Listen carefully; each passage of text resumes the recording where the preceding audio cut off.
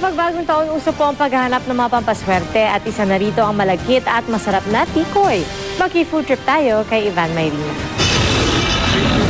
Puti, brown, berde, dilaw o kulay ube. Sari-saring kulay ng tikoy ang pinapakyaw sa sikat na Chinese deli store na ito sa Binondo, Maynila. Ang matamis at malagkit na tikoy, swerte raw ang hatid sa pamilya sa pagpasok ng taon.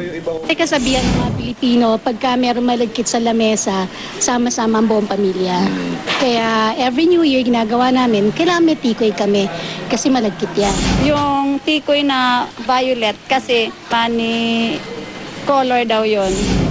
Patok din dito ang mochi na tulad ng tikoy ay bilog at malagkit din. Pati ang mga mooncake, mabenta rin.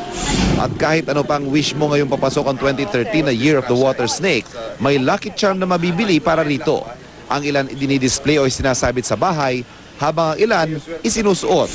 Isa sa mga patok ang water snake figurine. Kung gusto maging magnet daw ng pera, may mga ibinebenta ring lucky bracelet. Ilaha gusto swerte. Gusto maraming pera pasok. Good luck. Yung swerte ngayon, yung what color? Yellow. Yellow. Swerte yung yellow. Oo. Oh, yellow. Para yellow pera pasok. Eh, yung swerte sa pag-ibig, meron ba? Meron sir, rose quartz. Asan yon? Bracelet, rose quartz. Pwede rin yung i-display lang siya. So ano daw ang mangyayari? Makakahanap ka ng tunay na pag-ibig pag nagsuot ka niyan? Opo sir. Basta magdasal ka din sir. Ang aming mga nakausap may kanya-kanyang wish para sa 2013. Baka sakali mamilyonarya tayo. Sa career, syempre, family, yan. Walang magkakasakit. Ikaw ba taon-taon bumibili ka ng lucky charm sa ganyan? Oo, ito. Effective ba? Effective naman. Talaga? Paano mo nasabi? Okay naman buhay.